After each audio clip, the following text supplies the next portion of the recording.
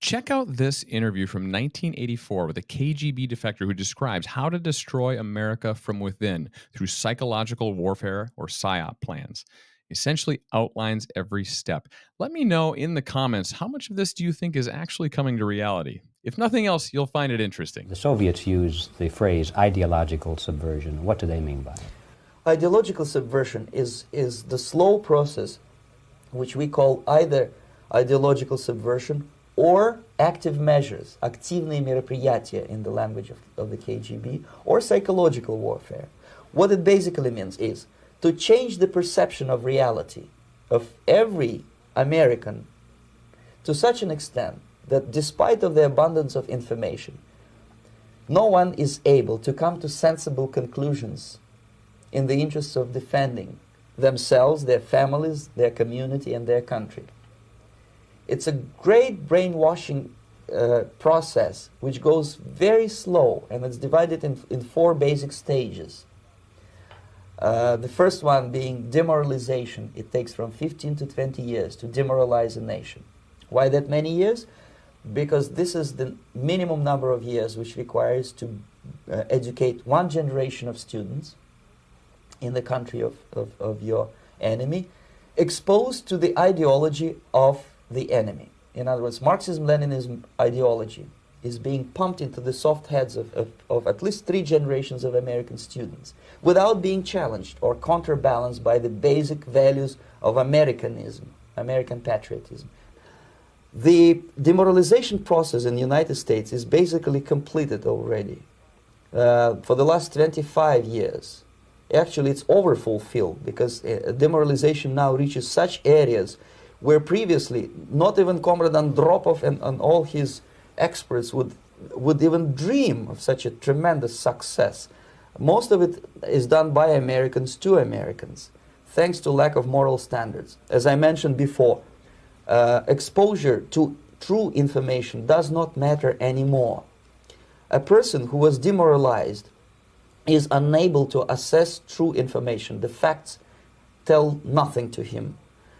Even if I shower him with information, with authentic proof, with documents, with pictures, even if I take him by force to the Soviet Union and show him concentration camp, he will refuse to believe it until he is going to receive a kick in his fat bottom. When a military boot crashes his balls, then he will understand, but not before that. That's the tragic of the situation of demoralization. The next stage is destabilization. This time, subverter does not care about your ideas and the patterns of your consumption. Whether you eat junk food and get fat and flabby, it doesn't matter anymore. This time, and it takes only from 2 to 5 years to destabilize a nation, what matters is essentials: economy, foreign relations, defense systems. And you can see it quite clearly that in some areas, in such sensitive areas as defense and economy, the influence of Marxist-Leninist ideas in the United States is absolutely fantastic. I could never believe it 14 years ago when I landed in this part of the world that the process will go that fast. The next stage, of course, is crisis. It may take only up to 6 weeks to bring a country to the verge of crisis. You can see it in Central America now. And after crisis, with a violent change of power, structure, and economy, you have so-called the period of normalization. It may last indefinitely.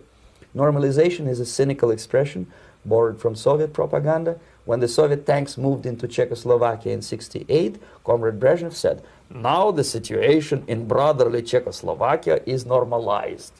This is what will happen in the United States if you allow all these schmucks to bring the country to crisis, to promise people all kind of goodies and the paradise on earth, to destabilize your economy, to eliminate the principle of free market competition, and to put a big brother government in Washington, D.C., with benevolent dictators like Walter Mondale, who will promise lots of things, never mind whether the promises are fulfillable or not.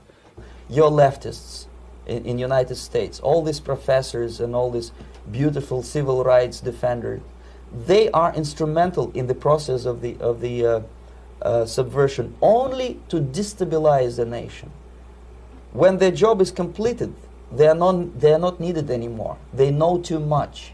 Some of them, when they get disillusioned, when they see that Marxist-Leninists come to power, obviously they get offended. They think that they will come to power. That will never happen, of course. They will be lined up against the wall and shot. But they may turn into the most bitter enemies of Marxist-Leninists when they come to power. And that's what happened in Nicaragua. You remember most of these former Marxist-Leninists were either put to prison or one of them split, and now he's working against Sandinistas.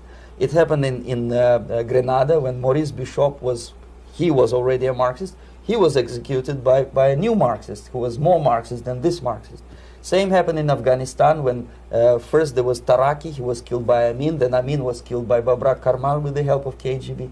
Same happened in Bangladesh when Mujibur Rahman, very pro-Soviet leftist, was assassinated by his own Marxist-Leninist military comrades. It's the same pattern everywhere. The time bomb is ticking.